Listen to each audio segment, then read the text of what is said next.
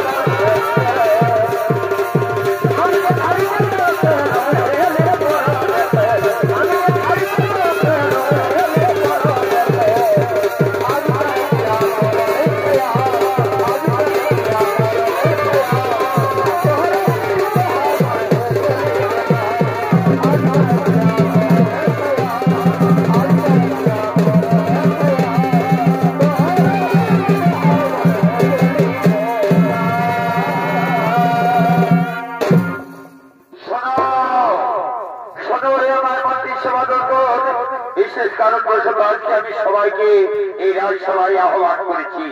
তোমরা জানো বহুদিন যাবৎ আমি বাণিজ্য করার চাইনি, তাই আমি মনস্থির করেছি আমি যাবো সিংহল দ্বীপে বাণিজ্য করার জন্য। তাই অতি শীঘ্রই যাও, তোমরা আমার বাণিজ্য তৈরি প্রস্তুত করো। ঠিক আছে মহারাজ, ঠিক আছে মহারাজ, তাই হবে মহারাজ। আমরা চললাম মহারাজ, আমরা চললাম আপনার বাণিজ্য তৈরি প্রস্তুত করার জন্য, আপনার শব্দ ডিঙ্গা তৈরি প্রস্তুত করার জন্য আমরা চললাম।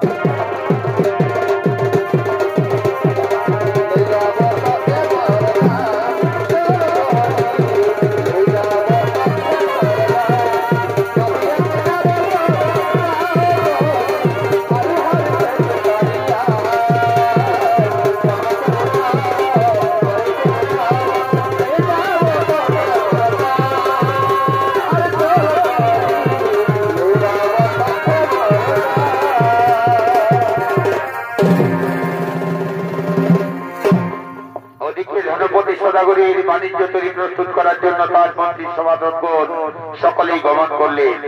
আর এদিকে ধনপতি সদাগরের প্রথম স্ত্রী লোহনা রাজসভার দিকে করছেন আগমন।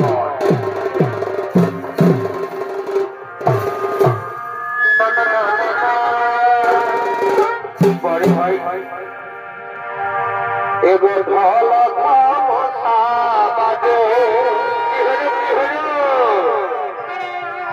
এবার ভালো বাজে বড় ভাই আরে বাজে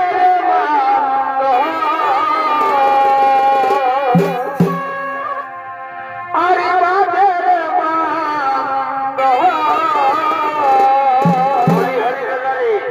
সোনা কালিয়ারি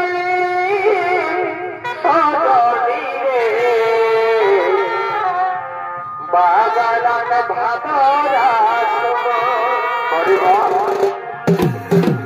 সোনা কালিয়ারি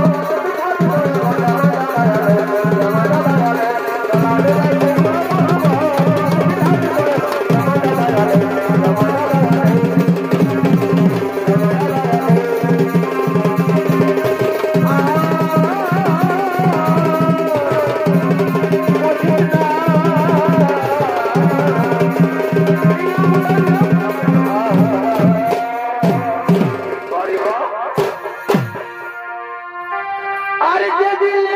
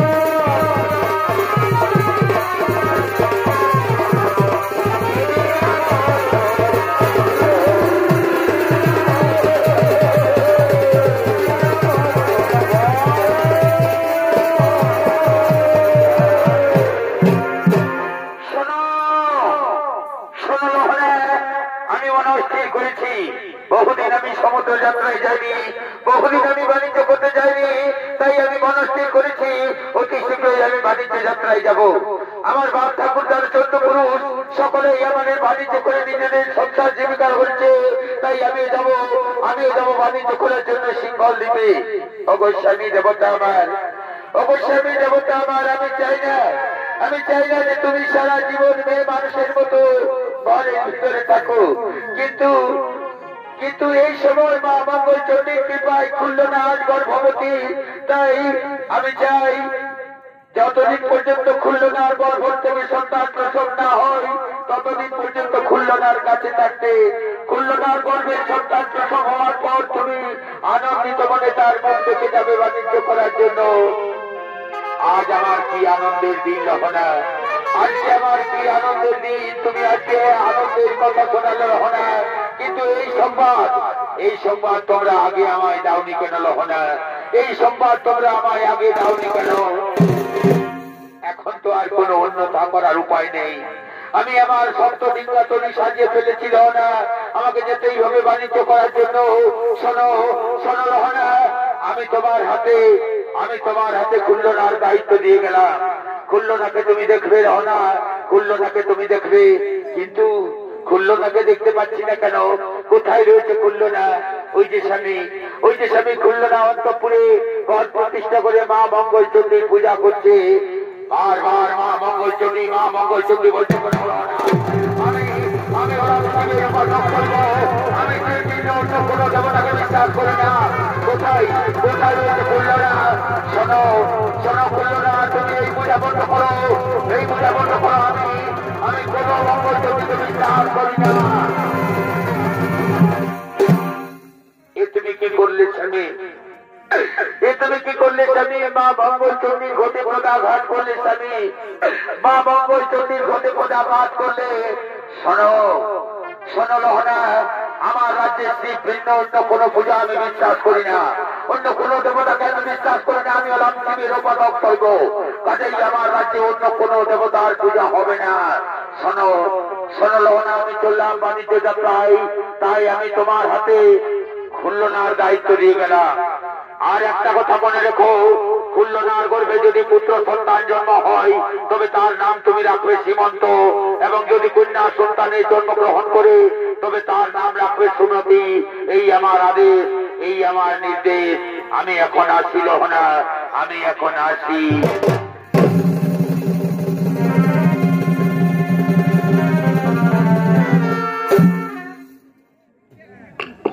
মা মঙ্গলচণ্ডী, তুমি আমার স্বামীকে রক্ষা করো। মা, তুমি আমার স্বামীকে রক্ষা করো।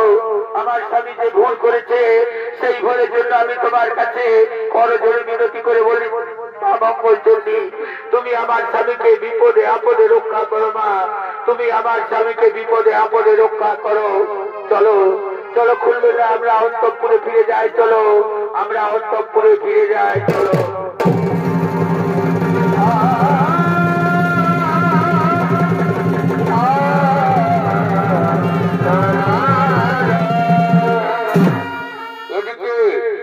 মা মঙ্গলচণ্ডীর ঘটে লাথি মারার জন্য সপ্তদিঙ্গা তরী ধনপতি সদাগরের সমুদ্রে ডুবে গেছে। ধনপতি সদাগরের মন্ত্রী সভাসদগণ এবং ধনপতি সদাগরকে সিংহল দিকের রাজা শালিবান তার সমস্ত ধন সম্পত্তি লুণ্ঠন করে তাকে কারাগারে বন্দী করে রেখেছে।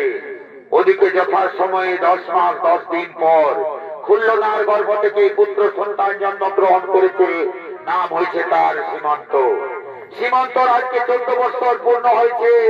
স্কুল থেকে ফিরে সোজা রাজপ্রাসাদের দিকে করছে না গমন।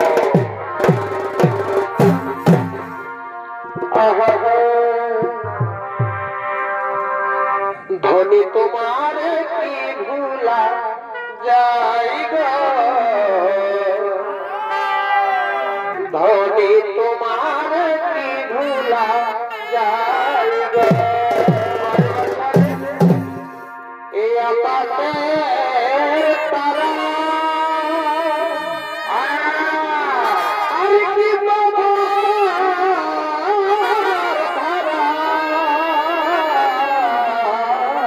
বটে ভাই, এই আকাশে তারা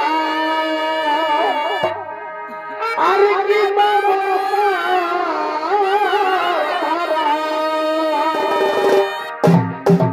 গুনিলে কি গুণা যাই গো, অধনী গুনিলে কি গুণা যাই গো। ধনী তোমার কি ভুলা যাই গো, ধনী তোমার কি ভুলা যাই গো।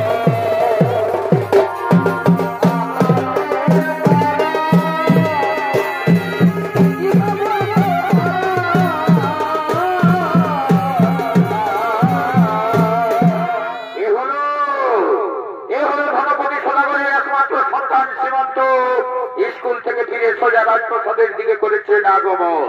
আর এই সীমান্তের ভূমিকায় আপনাদের আলো উদ্ভাসিত মহান মন্ত্রী যিনি সৌনৃত্য পরিবেশন করে দেখাবেন, সে হল স্বর্গীয় দুর্যোধন মাতুর চৌর সম্প্রদায়ের পক্ষ থেকে জেলার স্বনাম ধন্য জনপ্রিয় নৃত্যশিল্পী বিপ্লব সিং সরকার।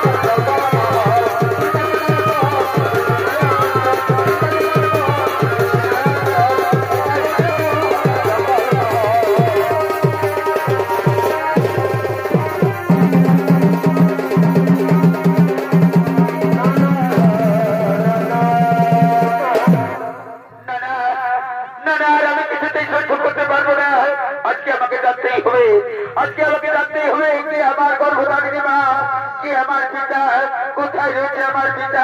আজকে আমাকে জানতেই হবে আমার মায়ের কাছ থেকে। বারবার বারবার নানা রূপ অপমান আমাকে সহ্য করতে হচ্ছে স্কুলে সহপাঠীদের সাথে, কিন্তু মাকে তো দেখতে পাচ্ছি না। কোথায় কোথায় রয়েছে মা? মাকে আজকে আমাকে প্রশ্ন করতেই হবে, এই দুটো প্রশ্ন। মা! আরে পুত্র শ্রীমন্ত!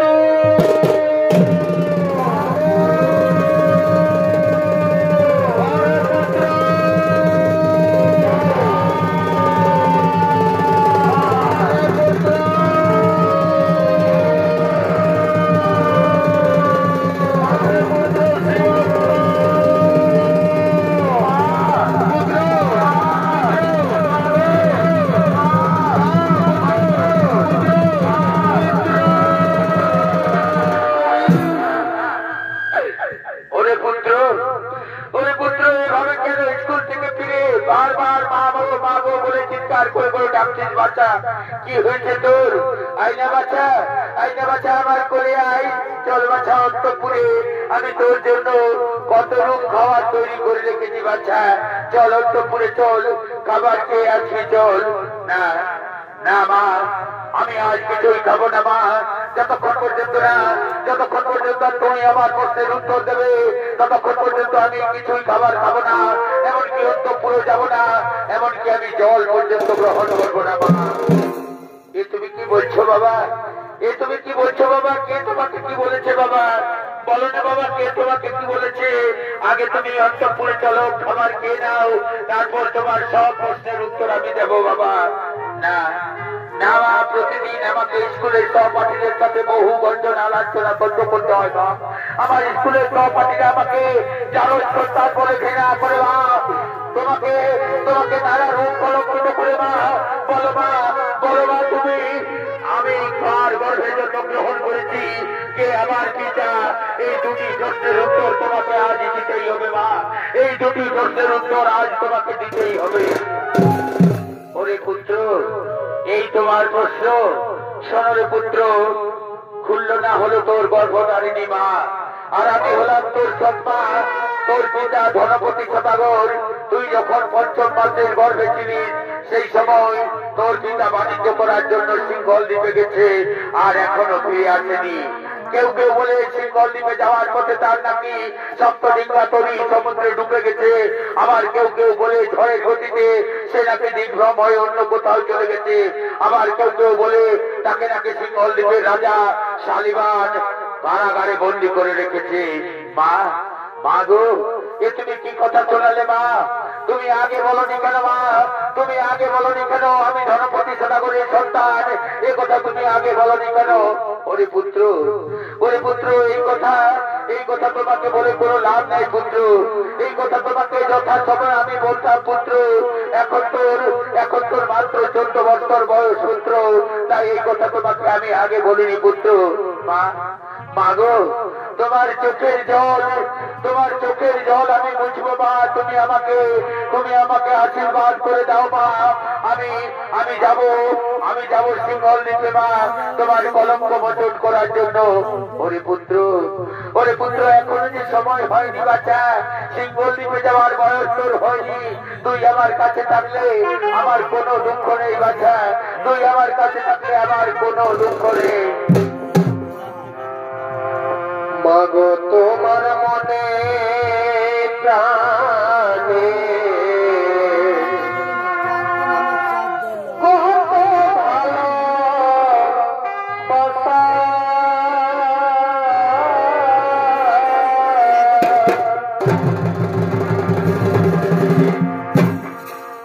তোমারি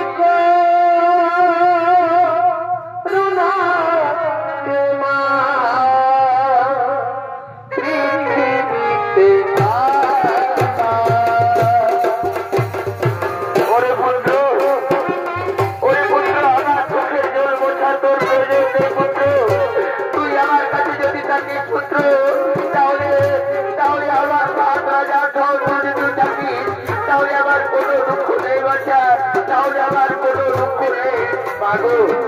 মাগো, আমি আর কোনো রূপ বঞ্চনা সহ্য করবো না মা। তোমার শরীরের এই কলঙ্ক আমি মোছাতে যাবো, আমি যাবো শিক্ষক দিতে মা। আমি আমার পিতাকে নিয়ে আসবো তোমার কাছে মা, আমি আমার পিতাকে নিয়ে আসবো তোমার কাছে।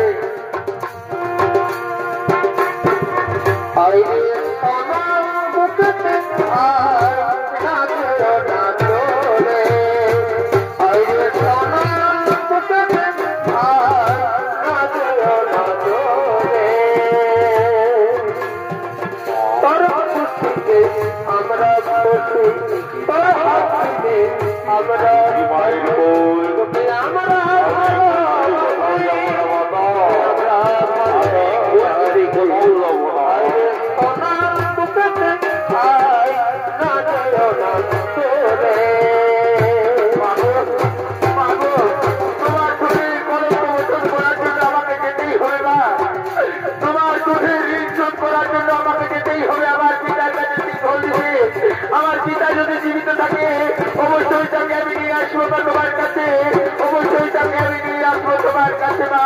তুমি কোনো দুঃখ করো না মা, তুমি কোনো চিন্তা করো না, আমার কিচ্ছু হবে না মা। কাঁদিস না রে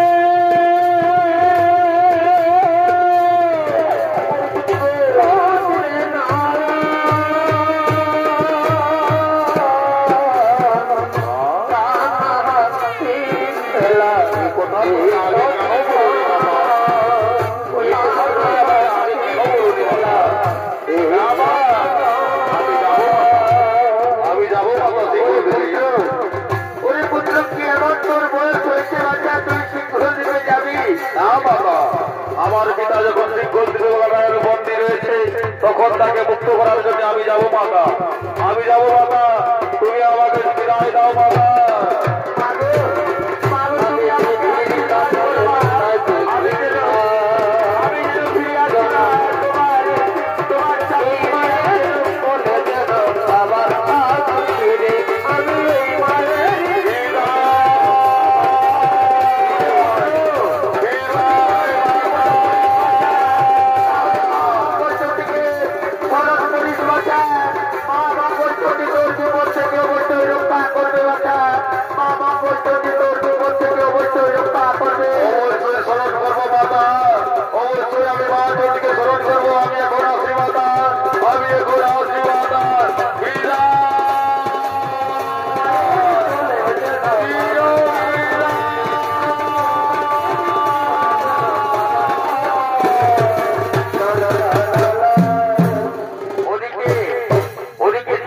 সিংহল দ্বীপে তার পিতাকে উদ্ধার করার জন্য যাত্রা করলো, আর এদিকে সিংহল দ্বীপের রাজা শালিবান তার মন্ত্রী সেনাপতি সৈন্য সামন্তদের নিয়ে নিজের রাজপ্রাসাদের দিকে করছেন আগমন।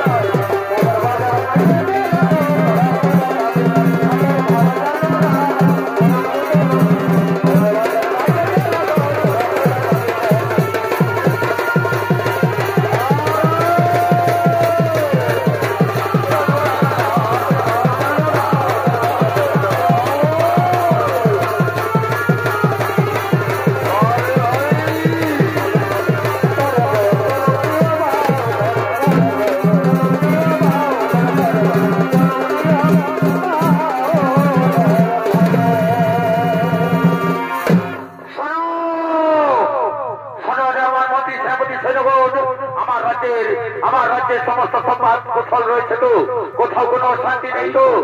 না মহারাজ, না মহারাজ, আমরা সমস্ত রাজ্য গ্রহণ করে এসেছি মহারাজ, আমাদের রাজ্যে কোথাও কোনো শান্তি নেই মহারাজ, আমার রাজ্যে কোথাও কোনো শান্তি নেই। কি দরকার কেন? এই কি এখানে দরকার কেন? না না না না না না, আমি আর বিলম্ব করবো না, আমাকে যেতেই হবে, সিংহ রাজ্যে।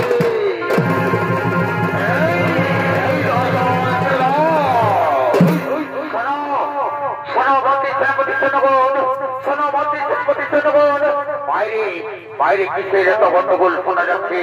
যাও যাও, অতি শীঘ্র দেখে এসো বাইরে কিসের এত গন্ডগোল শোনা যাচ্ছে।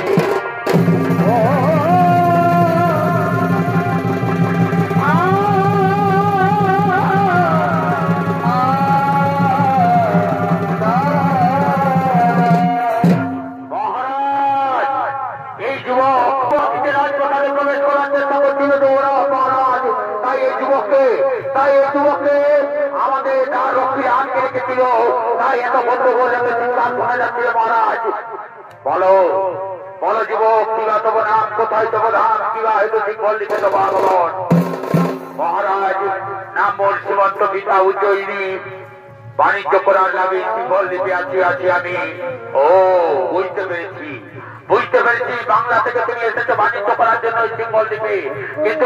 কিন্তু তুমি কি জানো, সিংহল দ্বীপে বাণিজ্য করতে গেলে তার জন্য তোমাকে কর দিতে হবে।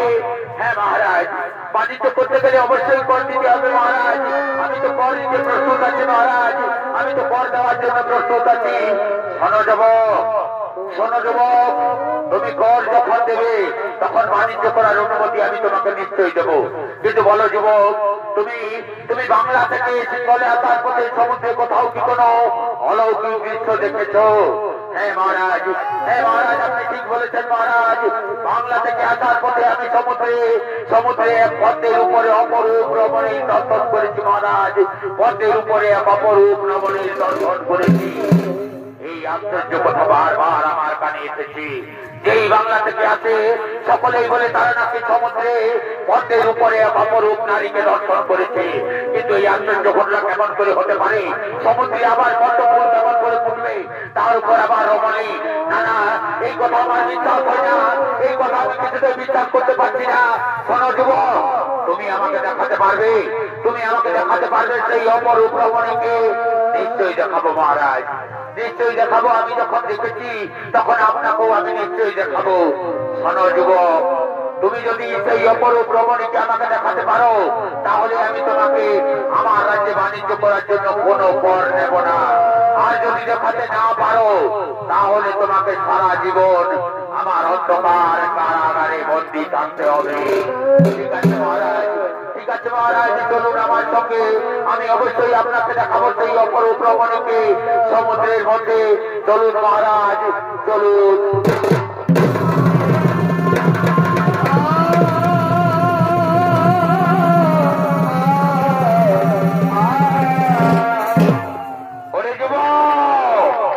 এতক্ষণ পর্যন্ত তুই যা বলেছিস তা আমি বুঝতে পেরেছি।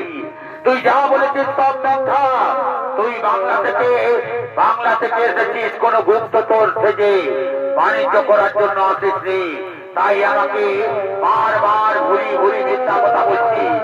এখনো সময় রয়েছে, সত্যি করে তোর আসল পরিচয় বল, নতুবা আমার হাতে তোর রেহাই নেই। সত্যি বলছি মহারাজ, আমি উজ্জয়িনী থেকে এসেছি আপনার কাছে নাম মোর সীমন্ত, বাণিজ্য করার জন্য এসেছি। আবার মিথ্যা কথা বলছো।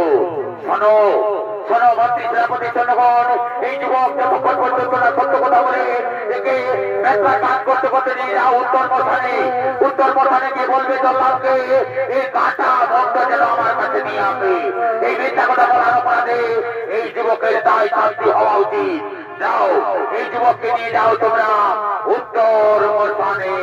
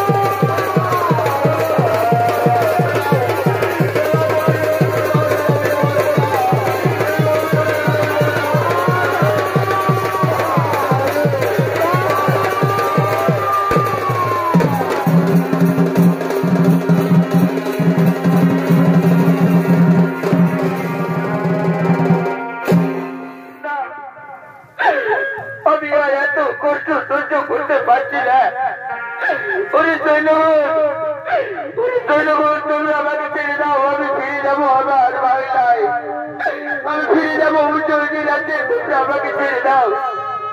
বিনা দোষে কেন তুমি আমায় বারবার, বিনা দোষে কেন তুমি আমায় আমার প্রতি এত অত্যাচার করছো, তুমি আমাকে ছেড়ে দাও। আমাদের মহারাজের আমি তোমার কাটা মন্ডলী দিতে হবে আমাদের মহারাজের কাছে। কেন তুমি আমাদের মহারাজের কাছে মিথ্যা কথা বলতে সুলতান, তোমার কোনো রেহাই নেই। এই কলকাতাকে আমরা কাটা মন্ডলী দেবো আমাদের মহারাজের কাছে। শোনো শোনো শোনো শোনো শোনো কোন হাজিরা মহারা, অতি শীঘ্র ওইকে নিয়ে এসো জল্লাদকে, অতি শীঘ্র ওইকে নিয়ে এসো জল্লাদকে।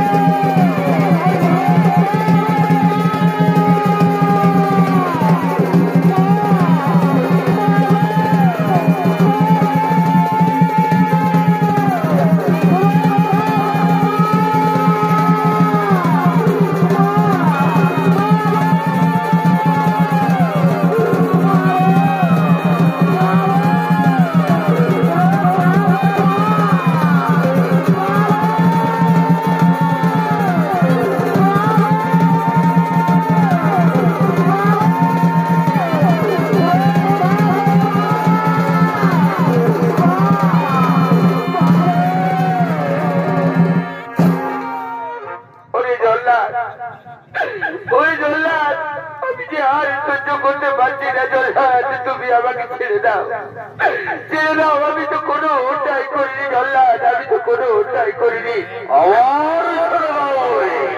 আমাদের মহারাজের আদেশ আগে তো বলে দিয়েছে তোমার কাটা মন্ডলী যেতে হবে। না না জল্লাদ, আমি তো কোনো অন্যায় করিনি জল্লাদ, আমি তো কোনো দোষ করিনি। আমাকে ছেড়ে দাও, আমি ফিরে যাবো আমার রাজ্যে। না না যুবক, তুমি মিথ্যা কথা বলার অপরাধী। তাই আমার নির্দেশ রয়েছে তোমার কাঁটা মুন্ড নিয়ে যাব।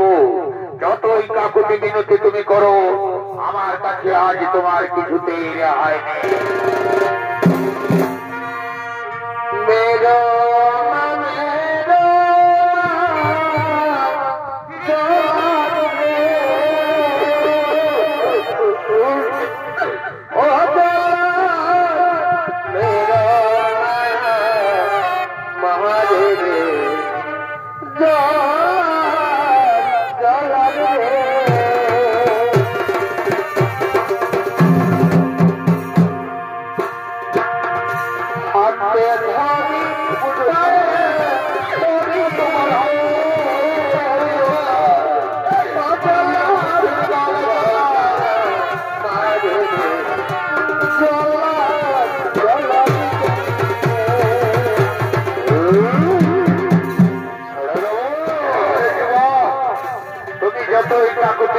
করো, আমার হৃদয়কে তুমি গলাতে পারবে না যুবক, আমার হৃদয়কে তুমি গলাতে পারবে না। ওগো জল্লাদ, ওগো জল্লাদ, আমার মতো তোমারও পুত্র সন্তান রয়েছে জল্লাদ। একবার তুমি তোমার নিজের পুত্রের কথা, একবার তুমি তোমার নিজের পুত্রের কথা স্মরণ করো। আমি তো কোনো অন্যায় করিনি, মিথ্যা কথা বলিনি। ছেড়ে দাও, ছেড়ে দাও, আমি ফিরে যাবো আমার রাজ্যে।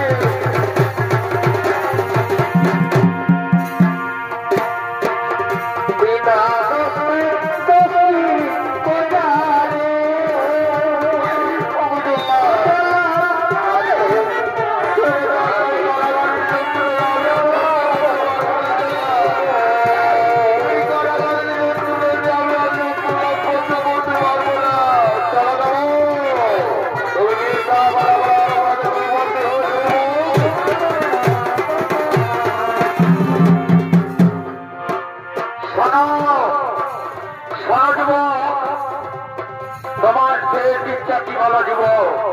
তোমার শেষ ইচ্ছা আমি জানতে চাই। মৃত্যুর পূর্বে তোমার শেষ ইচ্ছা আমি জানতে চাই।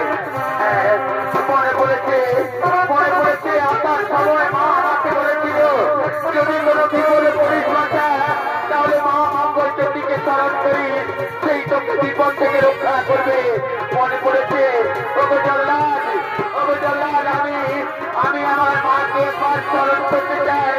আমি আমার মাকে একবার স্মরণ করতে চাই। ঠিক আছে তুমি তোমার মাকে স্মরণ করো, তুমি তোমার মাকে স্মরণ করো। আমি তোমার অত সময় দিলাম, তুমি তোমার মাকে স্মরণ করো। মা গো, মা মঙ্গলচণ্ডী কোথায় রয়েছে মা? তুমি আমাকে রক্ষা করো মা, তুমি আমাকে রক্ষা করো। এই বিপদের দিনে তুমি আমাকে রক্ষা করো। এই বিপদের দিন ওরে পুত্র বারবার তুই কেন মা মা বলে ডাকছিস? বাচ্চা আয়, বাচ্চা আমার কোলে আয়, আমার কোলে আয়। কিন্তু অসময় ওর মতানে কেন আছিস? ফিরে যা কাছ থেকে। ওরে যেমন তোরা ওই তোদের বোকা ছেলের উপর কেন এত অত্যাচার করছিস? বাচ্চা তোকে তোরা ছেড়ে দে। না বলি মিথ্যা কথা বলার অপরাধে ওর শাস্তি হয়েছে মৃত্যুদণ্ড। কাজেই ওকে আমরা কিছুতেই ছেড়ে দেবো না, ওকে আমরা কিছুতেই ছেড়ে দেবো না। ওরে বাচ্চা আমার কথা শোন, ওকে তোরা ছেড়ে দে। ওকে তোরা পারবি না, ওকে তোরা হত্যা করতে পারবি না। কেন পারবো না? দেখি বলি তোমার কত শক্তি।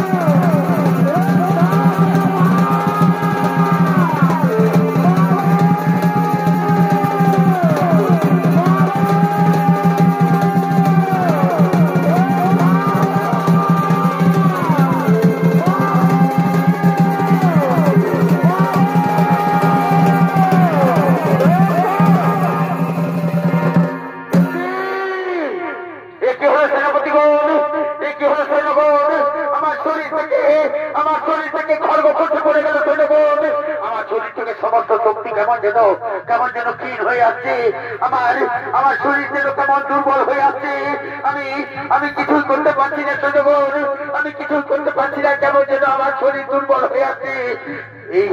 এই বুড়ি কি যেন মন্ত্র আওড়াচ্ছে, এই বুড়ি কি যেন মন্ত্র আওড়াচ্ছে, এই বুড়ির জন্য কেমন যেন মনে হচ্ছে আমার শরীরের সমস্ত শক্তি দুর্বল হয়ে আছে।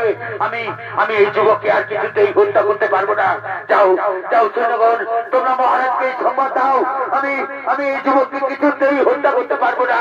আমার শরীরের শক্তি সমস্ত শেষ হয়ে গেছে, কোন অলৌকিক শক্তি যেন আমাকে দুর্বল করে ফেলেছে, কোন অলৌকিক শক্তি যেন আমাকে দুর্বল করে ফেলেছে। যাও তোমরা অতি শীঘ্রই মহারাজকে সংবাদ দাও। মহারাজ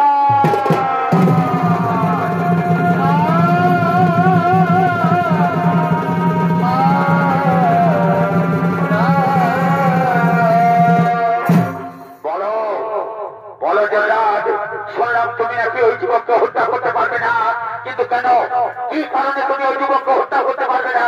মহারাজ আপনি আমায় ক্ষমা করুন, মহারাজ আপনি আমায় ক্ষমা করুন, আমি বহু মানুষকে হত্যা করেছি মহারাজ, কিন্তু এই যুবককে হত্যা করার জন্য আমি যেই না আমার খড়গ তুলছি, অমনি আমার হাতের থেকে খড়গ পড়ে যাচ্ছে মহারাজ।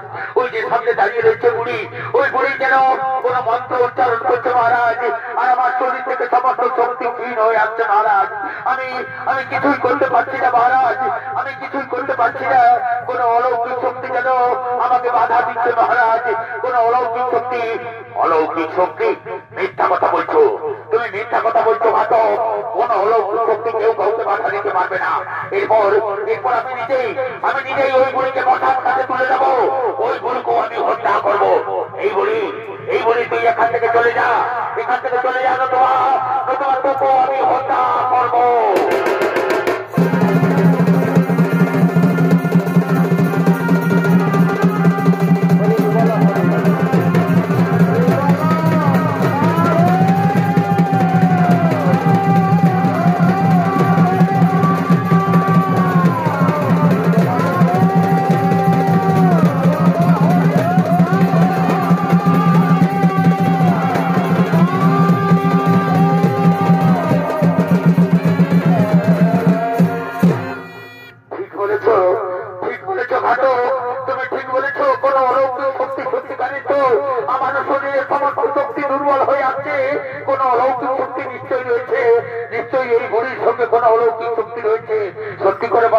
সত্যি করে বলো বুড়ি, কে তুমি, কিংবা তোমার পরিচয় সত্যি করে বলো।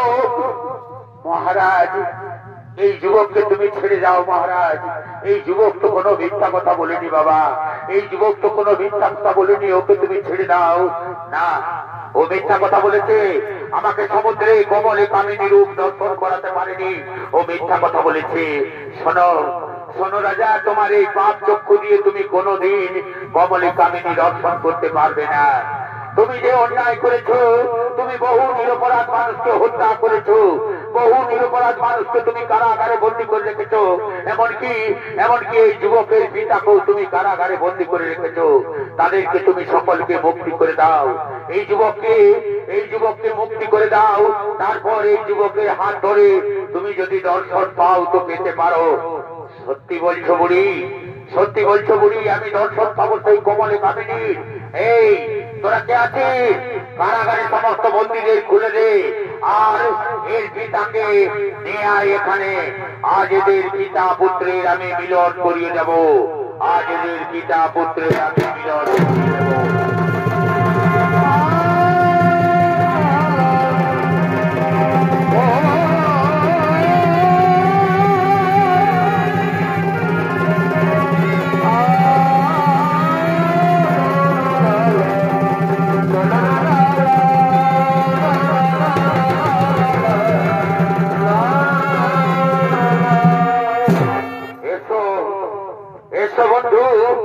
আজ আমি তোমাকে মুক্তি করে দিলাম।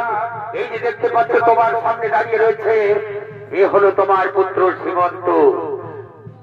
আমার পুত্র সীমন্ত এত বড় হয়ে গেছে আমার পুত্র। এর সমস্ত শৃঙ্খল মুক্ত করে দাও, এর সমস্ত শৃঙ্খল মুক্ত করে দাও। এদের পিতা পুত্রকে দুজনে মিলিত হতে দাও, এদের শৃঙ্খল মুক্ত করে দাও।